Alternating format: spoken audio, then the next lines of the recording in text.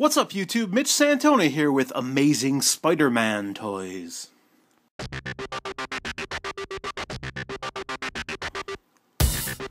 If you've been to any store, basically, because it seems like everybody sells these things, and you've probably seen some of the new amazing Spider-Man toys. Now, I was real tempted to pick up that web shooter, and I still might get that and do a review on it, just so I can squirt silly string all over the frickin' room. I don't know why, but that just sounds and looks like fun. But I picked up 4 of these guys, and I've seen a lot more, and I'm probably going to get that aqua suit one, because I like the coloring on that one. I just kind of ran out of some funds, so I decided on these 4 were my favorites so far. Now, I haven't seen Lizard in stores. I don't know if he's out yet, or maybe somebody can answer me that, because I haven't watched reviews. But I found a really cool Venom. I love the Green Goblin. I really wasn't feeling Doc Ock, although I probably will end up getting him. And I found this. This is only one of these have I seen in like 3 different stores, so thought this was pretty cool. This, I don't know, Symbiote Strike Spider-Man with that action. Yeah, so let's get these guys out and start playing. Okay, so here they are, all 4 out of the box, and they kind of look impressive all together.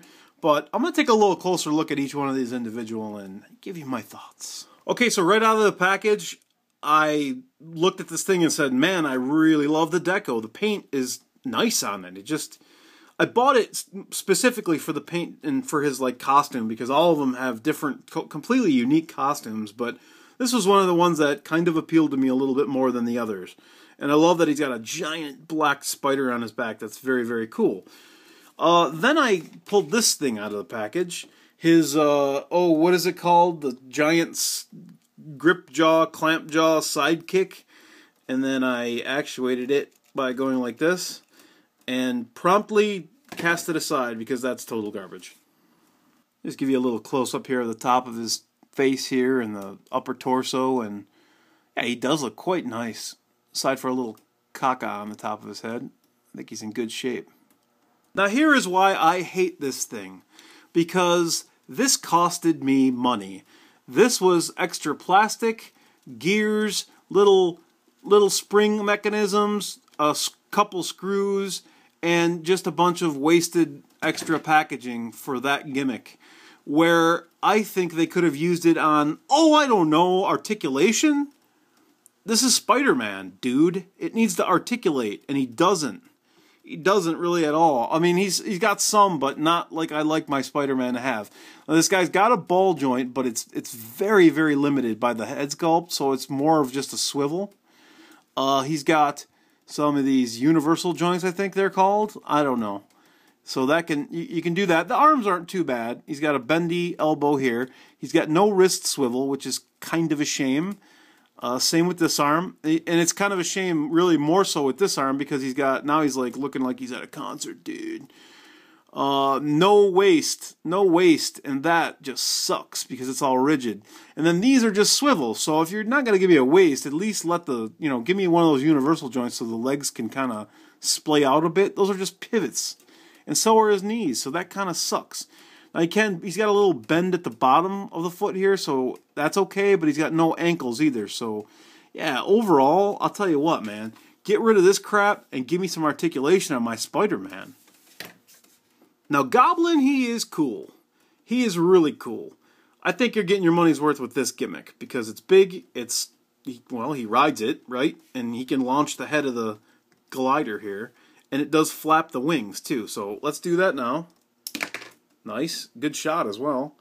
And when you push this, well, when you take his feet out and you push this, the glider itself has got some pretty cool detail. There's a little symbol in here, and when you do that, it goes to like a different picture. Maybe that's going to be relevant when we finally see the movie. It's got a little red piece of plastic there for engine thrust, but this thing really could have used some paint apps, I think. It definitely could have used maybe a couple of eyeballs on the missile head. Just to kind of make it look like a, I don't know, little flying bat or something. Classic Green Goblin face, very nice. This guy does have a ball-jointed head, and he can definitely emote a little bit more than Spider-Man, even though he does have this big old cap, the big old sleeping cap. The same kind of pivots on his arms as Spider-Man. All that's the same. No wrist swivels, again, no waist. Just the turning here, the spinning here.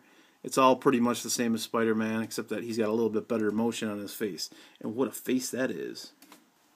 Here is Symbiote Spider-Man with the gigantic thing that's bigger than him. And if you push on this big blue thing, it goes do, do, do, do, do, do. So that gimmick was pretty much junk. But this guy does have a very, very nice paint scheme. He's got this, like a metallic blue. It's got like almost like a metallic fleck in it.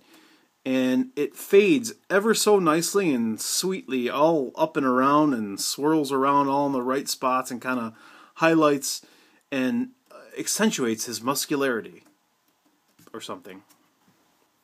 Here's a little close-up shot of his face. Very alien-like. It's very alien-like. Kind of cool looking. Yeah, he looks nice up close. Looks like he slammed his fingers in the doors a couple times, but other than that, he looks pretty sweet. Now for this. Yeah, see that face? With the tongue hanging out, and the teeth, and the whole head kind of splitting at the sides like that, because it's opening so wide? Yeah, this thing is worth a purchase even if it doesn't move. That's just awesome. And Venom's gimmick is a giant Pez dispenser. And I'm kind of wishing I actually got some Pez out of that. Then it would have been worth it. So his tongue is rubbery. It looks like you could probably pull it out of there if you really tried hard enough, or tried easily enough, I should say. He's got a bit of a ball joint too, but again, it's hindered by a bunch of neck musculature. Those universal joints, the same as on the Spider-Mans. Same pivot here. Nothing on the hands, but the hands are very evil and menacing. Ooh, look at those hands. Like Spider-Man, no waist articulation.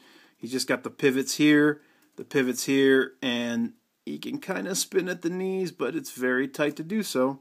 Let's give you a little spin around just to see some of his paint as well. This was just, I love the paint on the two symbiote suit Spider-Mans, man. That's just, it looks really nice, the way the blue and the black fades. They did a really good job, and I like all the spider symbols too. So, yeah, I got a lot of complaints about these figures, but there are some very cool things about them as well. Thanks for watching, everybody. This has been Mitch Santona saying, do I recommend these guys? You know, they look really nice. If you want new Spider-Man figures, you're probably going to want to pick a few of these up. I mean, I'm probably going to be picky and choosy. I'm not going to go completist on this because there are some that I just have no interest in. But I think for the most part, paint-wise, I think they look stellar. I think they really do look nice on a shelf. Really disappointed with their articulation, and their gimmicks are just friggin' lame. I mean, this, come on, man, really? I just hate that. If you're looking for a cool gimmick, though, the glider's a win. I think that's decent, man. This was pretty good.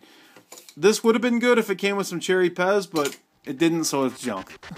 So this has been Mitch Santona, everybody. Take care, take it easy, have a good weekend, have a good night. Arrivederci, baby, and I'll see you later.